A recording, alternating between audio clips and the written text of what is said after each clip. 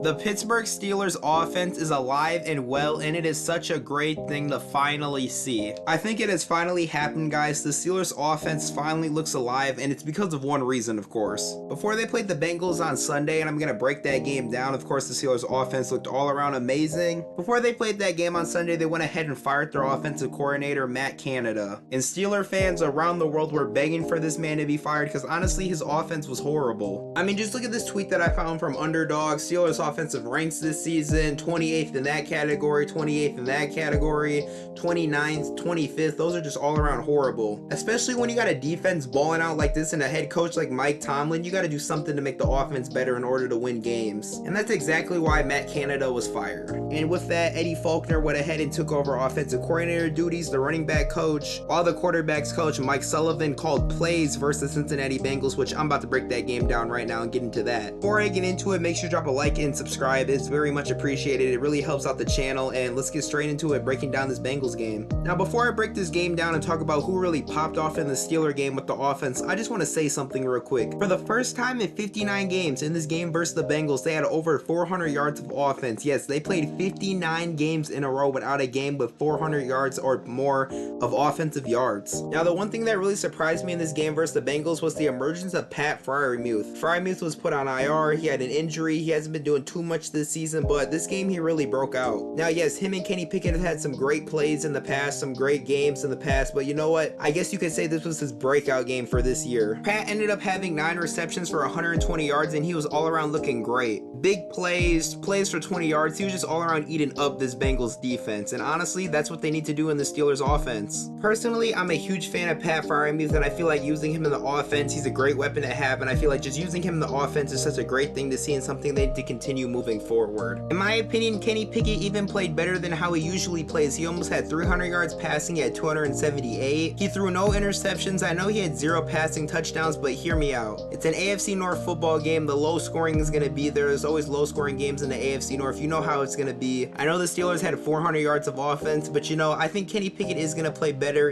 in the future with Matt Canada gone. And the rushing attack in Pittsburgh is looking pretty good too. I know for the past couple of weeks it's looked pretty good, but you know, I still got to mention this. Najee Harris actually had more carries than Jalen Warren in this game. Najee had 99 yards and a touchdown, and Jalen Warren had 13 carries, 49 yards, and no touchdowns. So both are pretty much getting the same amount of work in this Pittsburgh offense. It's pretty much almost 50-50, I would say. Even though they did come out a few weeks ago and say Jalen Warren is going to be the starter, I feel like this is going to be a pretty much split backfield in Pittsburgh. And with the offense looking better, I feel like Deontay Johnson and George Pickens are really going to benefit from this. I know they didn't have the greatest games ever versus the Bengals, but you know, they put up some decent stat lines. George Pickens had 3 receptions, 58 yards, and a 43-yard play that really helped the Steelers out in this game. Deontay Johnson had 4 receptions, 50 yards, and a 39-yard play, but you know, things have kind of been going on with Deontay Johnson. It looks like he's just quitting on plays, and just there's been some drama going on in Pittsburgh, but hopefully with Canada fired and the offense looking better, this drama starts to chill out. But yes, I do indeed think that the wide receivers, George Pickens and Deontay Johnson, are both going to really benefit from this offensive coordinator change. Now, with the offensive coordinator change and the Steelers' offense looking way better, they have something very, very important coming up. The Steelers are currently sitting at 7-4, second in the AFC North, and of course they are in the playoff picture right now. They're in a wild card spot, but this last stretch of games that the Pittsburgh Steelers have is very important for multiple reasons, in my opinion. Of course, it's important because the AFC wild card picture right now is so wild and it's so tight that the Steelers are going to need to win games, and the offense is going to need to play like this. I will admit this isn't the hardest stretch coming up, but still they're going to need to win most of these games if they want to go ahead and make the playoffs with the wild card race being so tight. Like next Sunday they play a game versus Arizona in Pittsburgh. I'm not too worried about that. Arizona just got blown out by the Rams. I think they're going to go ahead and win that one. And then they play a game versus New England. New England has been nothing this season. They should go ahead and win this game without any trouble pretty much.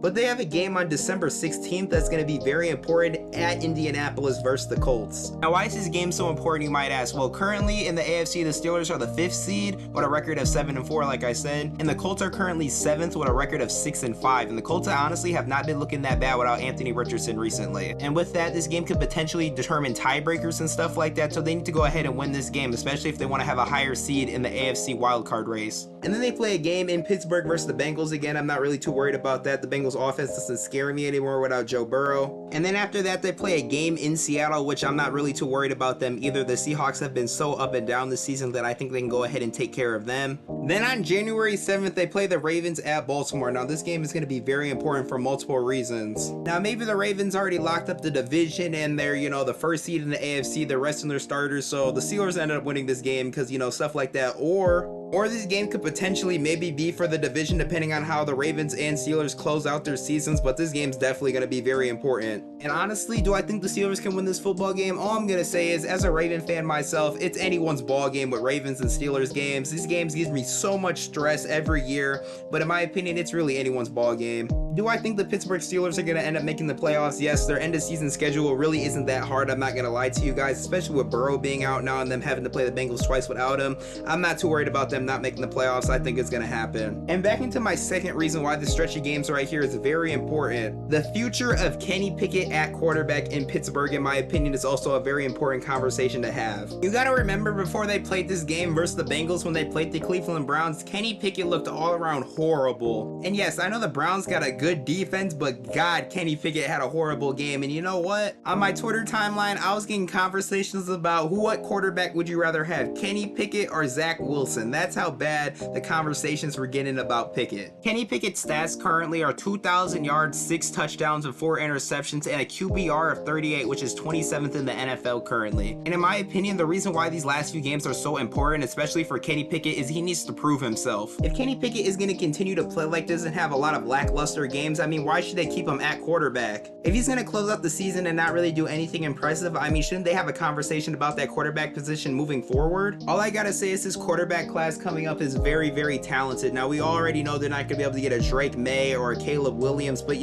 as of right now, we really don't know what's going to happen with Nix or Jaden Daniels or anything like that. Even Phoenix from Washington State, we don't even know what's going to happen with him. So this quarterback class is very, very interesting, and it's something the Steelers should look at going forward, just in case Kenny Pickett does not play well. And yeah, that's pretty much all the points that I wanted to cover in this video. The Steelers offense looked great versus the Cincinnati Bengals finally after firing Matt Canada. In my opinion, they should have did that a long time ago, because he was never good in my opinion. And of course, the Steelers are going to need to win these upcoming games to go ahead and make the playoffs. I think they're going to. Their schedule isn't that bad. I'm guaranteed that they're going to win most of these games and most likely make playoffs. And like I said, these next few games are really going to be a Kenny Pickett evaluation for me. I really want to see how he's going to do and what he's going to do, and should he be the Steelers quarterback going forward. Because remember, everyone was saying bad stuff about him not too long ago, so we're going to see how that goes.